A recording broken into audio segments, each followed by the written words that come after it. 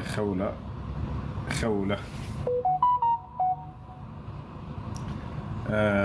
الله سبحانه وتعالى برسوم مكنات القرآن عن كثن دار رداء مفسروች ይናገራሉ።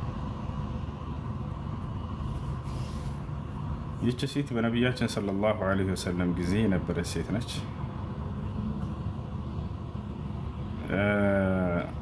ባሏ ከዕለታት አንድ ቀን እርሷ ላይ የሆነ ቃል ይናገራታል። ቃለ ለሃ ዘውጁሃ አንቲ ከظهر ኡሚ፣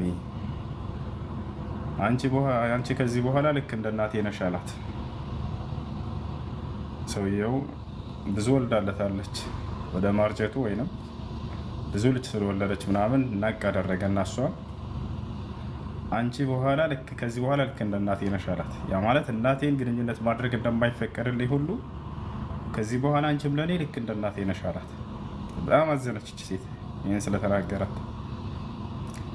ይህንንም ሀዘኗን ይዛ ወደ ነቢያችን ሰለላሁ ዐለይሂ ወሰለም ጋር ስሞታ ለማቅረብ ትሄዳለች።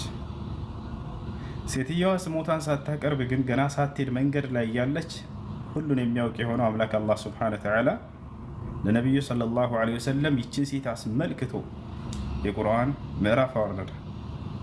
ሱራ አልሙጃዲላ ቀድ ሰሚዐ አላሁ ቀውለ ለቲ ቱጃዲሉከ ፊ ዘውጅሃ ወተሽተኪ ኢለላህ ወላሁ የስመዑ ተሓውረኩማ ኢነላሀ ሰሚዑን በሲር የሚለው የቁርአን አንቀጽ በእርሷ ምክንያት የወረደ ነው። አያችሁ፣ እስልምና ለሴት ልጅ ክብር አልሰጠም፣ ቦታ አልሰጠም ይሉናል።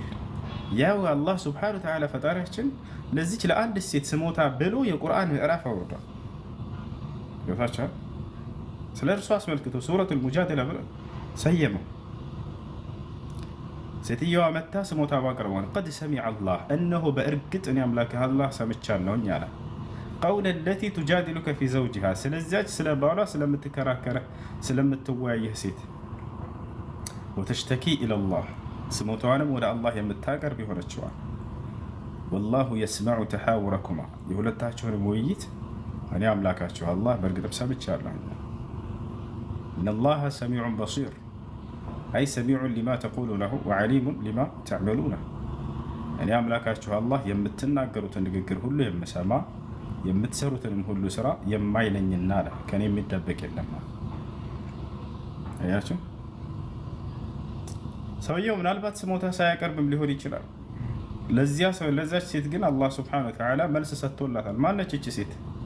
በቁርአን ላይ ከሃዲያኖች ዘልፈዋት ባልዋለችበት ትውላለች ብለዋት ምንም እሷ ስሞታዋን ሳታቀርብ አላህ ግን ለእርሷ ብሎ መልስ ሰጥቶላታል፣ ንጽህናዋን አክብሮላታል። ማነች? መርየም ዓለይሃ ሰላም። ከዛሊከ ዓኢሻ፣ መርየም የዒሳ እናት። አይሁዲዎች ዘለፏት፣ ባልዋለችበት ውለሻል አሏት። አላህ እነዚህን አይሁዲዎች መለሰባቸው። በዝሙት ይሄንን ልጅ አመጣች ባሉ ጊዜ አላህ ስብሓነሁ ወተዓላ ንጹህ እንደሆነች መሰከረላት። ወመርየም እብነተ ዒምራን አለቲ አሕሰነት ፈርጀሃ አለ። ያች ብልቷን ከማመንዘር የጠበቀችዋ መርየም ንጹሐ ሴት እያለ ገለጻት። ብልቷን አልጠበቀችም አመንዝራለች ብለው በመንዘርና ልጁን አመጣች ብለው በወረፏት ጊዜ አላህ ስብሓነሁ ወተዓላ ለእርሷ ክብር ብሎ ቁርአን አወርዷል። ጭራሽ እነዚህን ሰዎች እርሷን ባልዋለችበት ውለዋል በማለታቸው ረገማቸው። ወቢኩፍሪሂም ወቀውሊሂም ዐላ መርየመ ቡህታንን ዐዚም አለ። እነዚያን ከሃዲ አይሁዲዎች በመካዳቸው ምክንያትና በማርያምም ላይ ከባድ ቅጥፈትን በመቅጠፋቸው ምክንያት ዝሙት ሰርታለች በማለታቸው ረገምኳቸው አለ። ለአንዲት ሴት ክብር ብሎ ያን ሁሉ ትውልድ ረገማቸው።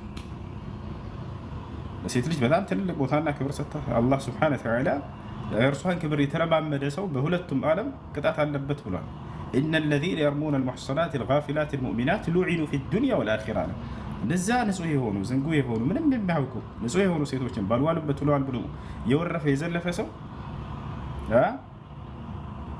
ሉዒኑ ፊ ዱንያ ወልአኺራ፣ በቅርቢቱም ዓለም በቀጣዩም ዓለም የተረገሙ ሰዎች ናቸው አለ። ቃለ ነቢዩ ሰለላሁ ዐለይሂ ወሰለም መን ቃለ ፊ ሙእሚኒን ማ ለይሰ ፊህ አስከነሁ ላሁ ረገደተል ኺባር፣ በአንድ በአማኝ ላይ ያልዋለበትን ውሏል ብሎ የወረፈና የዘለፈ ሰው አላህ የትንሣኤ ቀን ረገደተል ኺባል የሚባል ቦታ ውስጥ ያስኖረዋል አሉ። ቂለ ማ ሁወ ረገደቱል ኺባል ያ ረሱለላህ፣ አንቱ የአላህ መልእክተኛ ሆይ ረገደቱል ኺባል ማለት ምን ማለት ነው ተብለው ተጠየቁ። ቃል ሁወ ዒሳረቱ አህሊ ናር፣ እርሱም የጀሃነም ሰዎች እጅ የሚፈስበት ወንዝ ነው አሉ። ጀሃነም ሰዎች ሲቀጡ ጊዜ ከሰውነታቸው ደምና መግል ይፈሳል። እንደ ባህር ሆኖ የሚጎርፍበት ቦታ አለ። እዚያ ቦታ ላይ ነቢያችን ሰለላሁ ዐለይሂ ወሰለም በሰዎች ላይ ያልዋሉትን ወላል ብሎ የሚዘርፉ ሰዎች የሚቀጡበት ቦታ ነው ብሎ ተናገሩ። እና ያቺ ነች ኸውላ ብሎ ማለት አላህ ሱብሓነሁ ወተዓላ ስሞታዋን ሰማላት።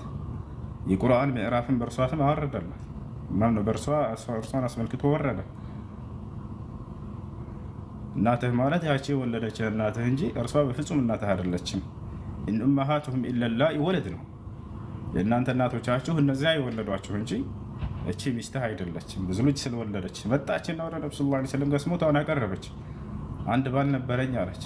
ከእኔ በርካታ ልጆችን ወለደ። ከዚያ በኋላ ግን ሰውነቴ በጃጀ ጊዜ ከዚህ በኋላ አንቺ ልክ እንደ እናቴ ነሽ አለኝ። እንዴት ይሄን ይለኛል አንተ የአላህ መልእክተኛ አለች። አላህ ራሱ መልስ ሰጠላት ነብዩ ሰለላሁ ዐለይሂ ወሰለም ከመስጠታቸው በፊት። هذه ኸውላ ብሎ ማለት ይች ነች። በጣም ደግና መልካም ሴት ነበረች። ከነብዩ ሰለላሁ ዐለይሂ ወሰለም ህልፈት በኋላ ቆይታ በእነ ዑመር ብን አልኸጣብ ጊዜ ልክ እንዲሁ ቆይታ ከዚያ በኋላ አርፋለች። ረዲየላሁ ዐንሃ ወዐን አስሓቢ ረሱል ሰለላሁ ዐለይሂ ወሰለም ሰሓቢያት ነቢ ዐለይሂ ሰላቱ ወሰላም እነዚህ ናቸው።